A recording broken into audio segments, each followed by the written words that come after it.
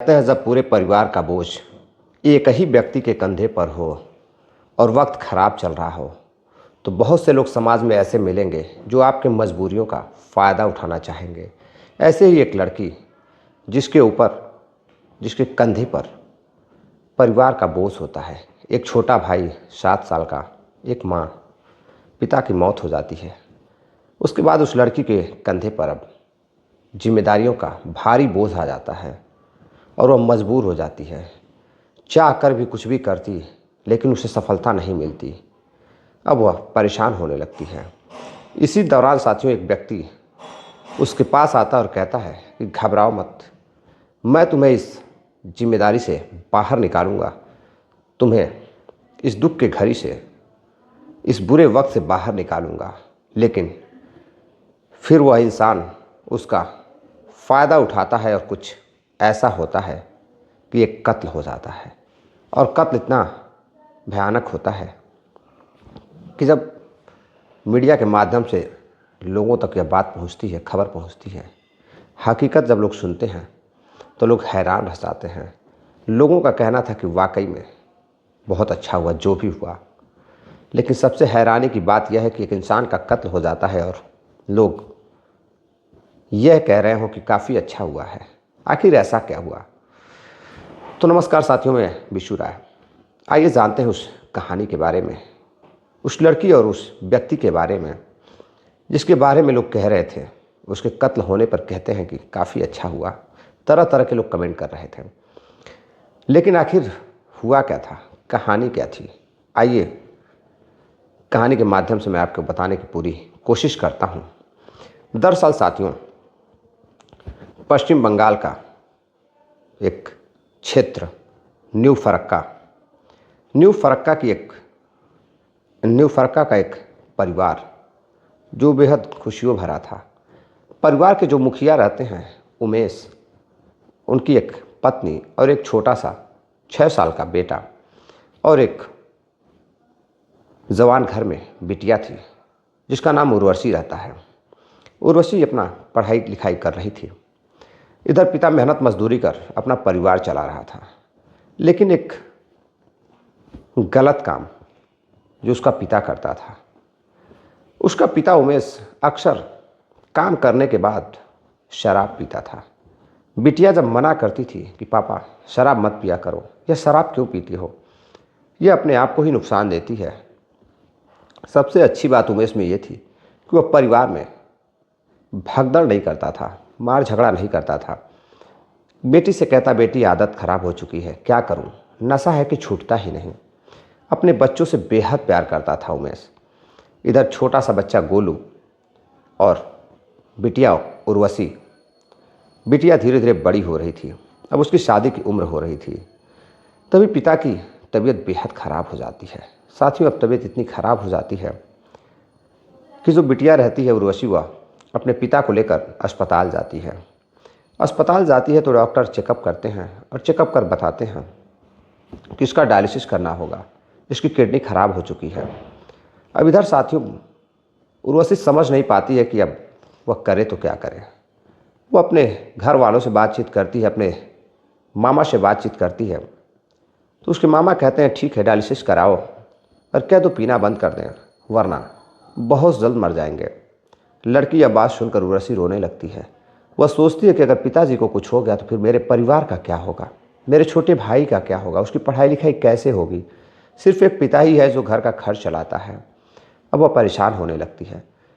इधर अब उमेश की हालत बेहद ख़राब हो चुकी थी। वह काम करने लायक नहीं था, मजदूरी करने लायक नहीं था। उर्वशी जो कि बेहद खूबसूरत रहती है, अब इधर अपनी माँ से कहती है, माँ क्या किया जाए। माँ कहती है कि अपने मामा को फ़ोन करो और कह दो कुछ पैसे दे दें, किसी तरह उनका कर्ज चुका दिया जाएगा। मामा को अच्छी तरह से पता था कि घर की हालत बेहद ख़राब है, एक कमाने वाला उमेश ही है और उमेश बहुत जल्द मरने वाला है क्योंकि दोनों किडनी ख़राब हो चुकी थी। और जब वो मर जाएगा तो ये हमारा पैसा कहाँ से देंगे। अब एक भाई अपनी बहन और अपने जीजा के बारे में यह बात सोच रहा था। वह कहता है कि तुम तो जानती ही हो उर्वशी कि मेरे पास पैसे नहीं हैं, मैं बेहद परेशान हूँ, एक काम करो कुछ खेत वगैरह हो तो उसे बेच दो। इधर उर्वशी अब परेशान होकर अपने माँ से कहती है, माँ पिता के इलाज के लिए खेत बेचना होगा। माँ कहती है कि 2-4 मंडे खेत है, उससे क्या होने वाला है। बेटी कहती है कि जीते जी मैं तो पिता को नहीं मार सकती। वो खेत बेच देती है और खेत बेचने के बाद जो पैसे मिलते हैं उससे अपने पिता का इलाज कराती है। कुछ ही दिन इलाज चलता है, लेकिन उसके पिता की हालत बेहद ख़राब होती है और कुछ दिन बाद उसके पिता की मौत हो जाती है। अब मौत होने के बाद उर्वशी काफ़ी गहरे सदमे में चली जाती है। इधर परिवार का खर्च, कुछ पैसे जो बचे थे उससे चल रहे थे, बिके हुए खेत से। इधर माँ भी बेहद परेशान होती कि आखिर अब क्या होगा। तभी उर्वशी की एक सहेली रहती है, उससे उसकी बातचीत हो रही थी, जो दिल्ली में रहती थी। उर्वशी अपने सहेली सोनम से बातचीत करती है तो सोनम कहती है कि एक काम करो, तुम मेरे पास चली आओ, यहाँ कुछ काम मैं दिला दूंगी और वहाँ तुम काम भी करना, अपनी पढ़ाई लिखाई भी करना। उर्वशी अपने माँ से कहती कि माँ मैं दिल्ली जाना चाहती हूँ, मैं वहाँ काम करना चाहती हूँ और जो पैसे मिलेंगे उससे घर का खर्च चलेगा, भाई की पढ़ाई होगी। अब इधर माँ कहती है ठीक है बेटा, तुम जाओ, अपना ख्याल रखना। अब इधर उर्वशी कुछ दिन बाद दिल्ली के लिए ट्रेन पकड़ लेती है। अगले दिन वो दिल्ली पहुंचती है और फिर सोनम से उसकी मुलाकात होती है। सोनम खुद एक किराए के कमरे पर रहती थी, उसे कुछ दिन तक अपने पास रखती है और फिर काम तलाशती है। दरअसल 12वीं पास थी उर्वशी और उर्वशी पढ़ने में भी तेज़ तर्रार थी, गरीब परिवार की भले ही थी। अब इधर सोनम काम तलाशती और कहती है देखो, एक कंपनी में एक काम मिला है, तुम्हें वहाँ की डायरी मेंटेन करनी होगी, रजिस्टर मेंटेन करना होगा, जिसके बदले में तुम्हें 10,000 रुपये मिलेंगे। अब इधर उर्वशी तैयार हो जाती है, कुछ दिन काम करती है, लेकिन अब इधर 10,000 रुपये में तो उसके खर्च नहीं चल पा रहे थे। उसके खुद का खर्च 5 से 6,000 रुपये था और घर का जो खर्च था, भाई की जो पढ़ाई थी, वो चल नहीं पा रहा था। इधर भाई की फीस नहीं जमा हो पाती है तो उसके स्कूल वाले उसे डांट फटकार लगाते हैं। तो गोलू अपनी माँ से आकर कहता है, माँ मेरी 2 महीने की फ़ीस बाकी है, मैं पढ़ाई नहीं करूँगा, मेरी बड़ी बेइज्जती होती है, स्कूल में लड़के कहते हैं कि तुम फीस नहीं जमा करते हो तो पढ़ने क्यों आते हो। अब वो गोलू यह बात उर्वशी से भी कहता है। उर्वशी सोचती है कि अब वह अपनी पढ़ाई करे या भाई को पढ़ाए। अब वह एजुकेशन लोन लेती है, फिर दिल्ली में ही अपना ग्रेजुएशन करने लगती है और फिर भाई को पढ़ाती है। भाई पढ़ रहा था इधर लोन, लेकिन लोन भरने भी थे, इधर खर्च नहीं चल पा रहा था। अक्सर वह उस कॉलोनी से बस पकड़ती थी और बस से ऑफिस जाती थी।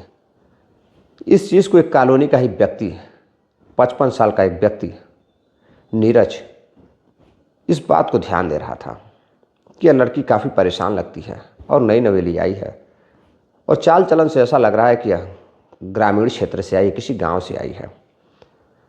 अब वह बार बार देखता है तो एक दिन दुकान पर एक खड़ा रहता है, उसके कॉलोनी में एक दुकान रहती है। जब वो ऑफिस से आती है तो वहाँ से दूध वगैरह लेती है और कुछ पैसे देती है और कहती है भैया मेरे नाम पर लिख लीजिएगा, पेमेंट मिलेगी तो मैं दे दूँगी। मेरे पेमेंट नहीं मिली है। दुकानदार कहता है कि काफ़ी पैसे हो चुके हैं, जल्द दे दीजिएगा। अब वहाँ से वो जाने लगती है।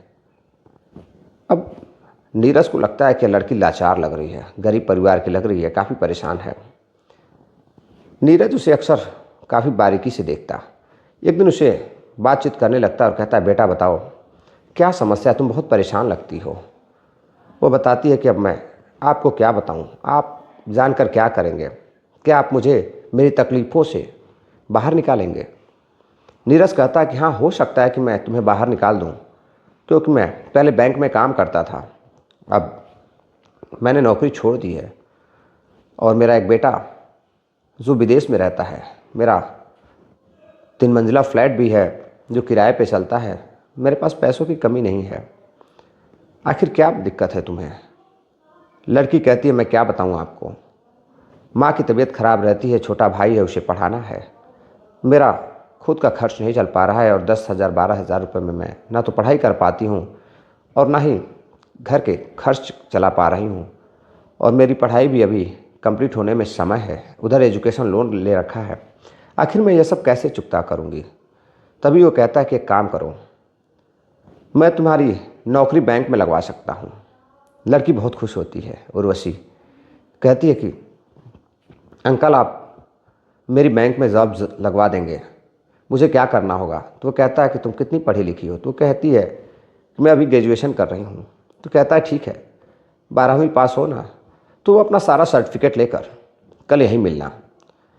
अब उधर वो ऑफिस जाती है और फिर दूसरे दिन सारा सर्टिफिकेट लेकर उसी दुकान के पास जाती है और फिर वह नीरज वहाँ पहुँचता है। कहता है तुम आ गई, चलो आओ मेरे कमरे पर चलो, वहाँ चलकर बात करते हैं। इधर थोड़ी डरी सहमी सी रहती है, कहती है नहीं अंकल यहीं बात कर लो। वो कहता है ठीक है, एक काम करो तुम अपने डॉक्यूमेंट्स दे दो, मैं कल तुम्हें फ़ोन करूँगा। इधर वो अपने कमरे पर जाता है और दूसरे दिन वो उर्वशी का नंबर लेकर फ़ोन करता है उर्वशी को। उर्वशी से कहता है काम करो, तुम शाम को आज मेरे कमरे पर आ जाओ, तुम्हारी कुछ साइन वगैरह चाहिए, कुछ बातचीत करनी है। उर्वशी उसके कमरे पर जाती है, क्योंकि कुछ ही दूर कॉलोनी में वह रहता था। एड्रेस पूछती है और उसके कमरे पर पहुंच जाती है। जब कमरे पर पहुंचती है तो देखती है कि कमरा काफ़ी हाई फाई है, काफ़ी पैसे वाला लग रहा है। अब इधर उमेश कहता है कि नीरज कहता है कि ठीक है, एक काम करो कि 2 लाख रुपए लगेंगे नौकरी के लिए।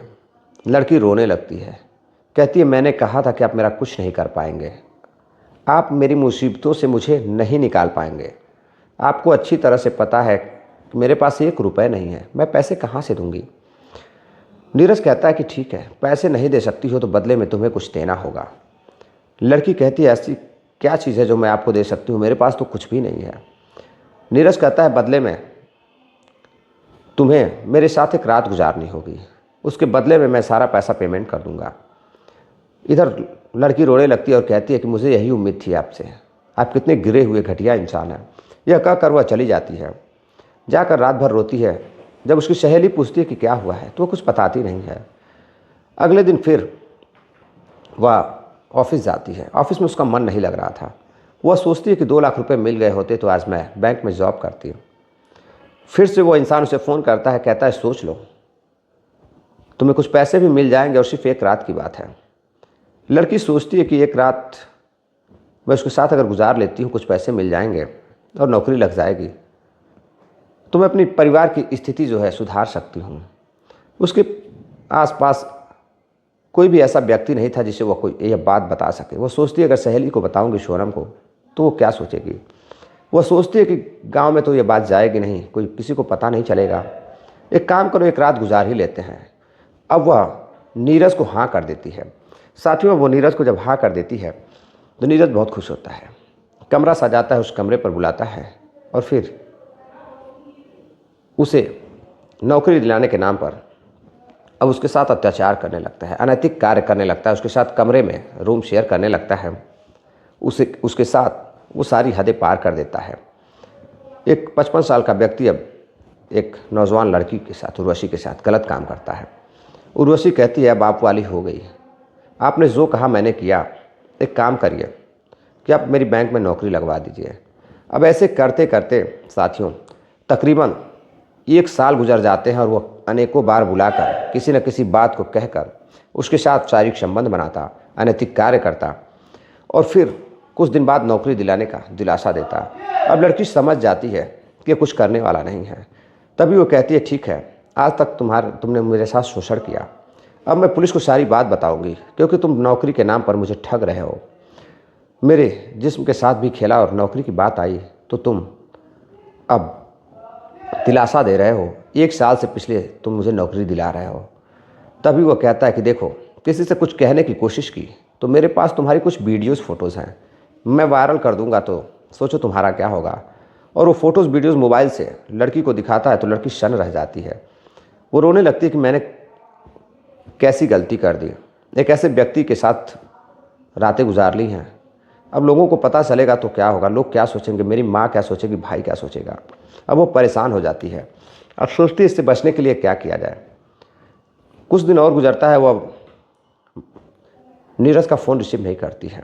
एक दिन नीरज से कहती है कि मैं तुम्हारे कमरे पर आ रही हूँ। नीरज कहता है कि मुझे पता था तुम एक दिन लौट कर ज़रूर आओगी। चलो अच्छा हुआ तुम्हें जल्दी समझ में आ गया। वो उसके कमरे पर जाती है, रात होती है और फिर रात होते ही उसे कुछ सामान लेकर गई थी जो उसे खिलाती है। उसे सामान खिलाती है और वो कुछ मिठाइयाँ और कुछ समोसे रहते हैं जो उसे खिलाती है और कहती है कि देखो तुम्हें जो करना है मेरे साथ करो, लेकिन मुझे कुछ पैसे और दे दो।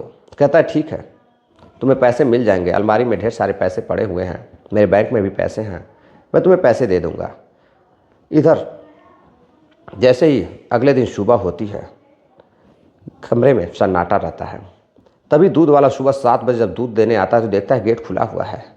वो आवाज़ लगाता है और आवाज़ लगाकर अंदर कमरे में जाता है तो कमरे में जब वह देखता है कि इत्तेफाक से कमरे का भी दरवाज़ा खुला हुआ है और जब बेड पर देखता है तो औंधे मुंह उसके साहब गिरे हुए थे। फ़ौरन ही अंदर जाकर देखता है तो साहब का कुछ पता नहीं चल रहा था। साहब सांसें नहीं ले रहे थे, यानी कि नीरज सांसें नहीं ले रहा था। फ़ौरन ही वह जाकर दूध वाला आसपास के लोगों को बुलाता है। लोग वहाँ जाते हैं, जाकर देखते हैं तो नीरज की सांसें नहीं चल रही थी और कमरा खुला हुआ है, दरवाजे खुले हुए हैं, अलमारी खुली हुई है, सामान बिखरा पड़ा है। अब इधर साथियों वो परेशान होता है दूध वाला। पुलिस को फ़ोन किया जाता है, मौके पे पुलिस आती है और फिर पुलिस जांच पड़ताल करती है। पुलिस जांच पड़ताल करती है कि आखिर कौन ऐसा था, कौन कमरे में आया था। कोई ऐसा चोर जो कमरे में आया हो, जो चोरी करने के बहाने इसकी हत्या कर दी हो। दरअसल साथियों गले में रस्सी का निशान था, रस्सी का निशान था। पुलिस बॉडी को पोस्टमार्टम के लिए भेजती है तो पता चलता है उसका गला दबाकर रस्सियों से हत्या की गई है। अब पुलिस का ध्यान जब जाता है कमरे पर तो कमरे के बाहर घर में कैमरे लगे हुए थे। पुलिस कैमरे तलाशती है तो कैमरे में जो कुछ कैद था वो पुलिस को साफ साफ दिखाई देता है कि एक लड़की कमरे में आती है, उसके साथ कुछ देर रहती है और तकरीबन सुबह होते ही वो निकल जाती है। लेकिन लड़की साथ में अपने एक टीवी और एक बैग लेकर जा रही थी। अब इधर पुलिस को समझ में आ जाता है कि वो लड़की कौन है। कॉल डिटेल्स निकालती है पुलिस और कॉल डिटेल्स में उस लड़की का नंबर रहता है। पुलिस उसका कॉल ट्रेस करती है, उसकी लोकेशन ट्रेस करती है और फिर पहुंचती है उर्वशी तक।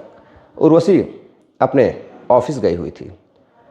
ऑफिस से पुलिस उसे गिरफ्तार करती है और गिरफ्तार कर लेकर जब थाने आती, पूछताछ करती है तो कहती है कि साहब मैंने कुछ नहीं किया है। पुलिस वाले कहते हैं कि कैमरे में सब कुछ कैद था। उर्वशी कहती है मुझे कैमरा दिखाइए, मुझे यकीन नहीं है, मैं तो गई ही नहीं थी। पुलिस जब सब कुछ दिखाती है तो वह दंग रह जाती है। कहती है साहब मैं तो इस टीवी को उखाड़ लाई थी, फिर कैमरे में सब कुछ कैद कैसे हुआ। अब गांव की रहने वाली लड़की, उसे पता नहीं था कि कैमरे की चीज़ें कहाँ रखी होती है, उसकी मशीन जो होती है वो सब कहाँ रखी होती हैं। उसे लगता है कि कैमरा लगा है, अगर वो टीवी लेकर चली जाएगी तो फिर कुछ दिखाई नहीं देगा। पुलिस पूछती है आखिर तुमने अलमारी से क्या क्या लिया है। बताती है कुछ पैसे थे, कुछ सामान थे। पुलिस पूछती है कि आखिर तुमने कत्ल क्यों किया, क्यों मारा उसे, हो तुम कौन। तो वो सारी बातें बताती है और कहती है साहब ये मेरे साथ शोषण करता था, जिसके फ़ोन में वो सारी वीडियो है, आप देख सकते हैं, और यह मुझे धमकियाँ देता था, ब्लैकमेल करता था। इसलिए मैंने दुकान से कुछ मिठाइयाँ खरीदी, कुछ समोसे, और उसमें नींद की गोलियाँ मिला दी। नींद की गोलियाँ मिलाने के बाद जब यह गहरी नींद में चला गया तो मैं अपने दुपट्टे से इसका गला घोंट दिया और उसकी हत्या करके, मुझे लगा कि सब कुछ टीवी में रिकॉर्ड हो रहा होगा। मैंने कभी कैमरा सही से देखा नहीं था, कैसे क्या होता है मुझे जानकारी नहीं थी, और मैं टीवी को ही लेकर अपने साथ चली गई ताकि किसी को कुछ पता नहीं चलेगा। हाँ साहब मैंने कत्ल किया है। अब पुलिस उसके माँ को फ़ोन करती है, सारी बात बताती है। माँ को जैसे ही पता चलता है माँ भी सदमे में चली जाती है। इधर बेटी को नीरज के कत्ल के जुर्म में उर्वशी को गिरफ्तार किया जाता है और जेल भेज दिया जाता है। तो साथियों ये थी पूरी कहानी। इस घटनाक्रम को सुनाने का उद्देश्य आपको जागरूक करना है, किसी की भावनाओं को ठेस पहुंचाना नहीं है। कहानी कैसी लगी कमेंट कर अपनी राय ज़रूर दीजिएगा, और आप जिस क्षेत्र शहर से आते हैं अपना नाम भी दीजिए। रामनाथ कुमार जी हैं, कल आपने कमेंट किया था, काफ़ी अच्छा कमेंट लगा आपका। आगे भी आप अपना प्यार सपोर्ट बनाए रखिए। चैनल को सब्सक्राइब करिए अगर आप नए चैनल पर आए हैं, और वीडियो को शेयर करिए। मिलते हैं एक और नई कहानी के साथ, तब तक के लिए जय हिंद।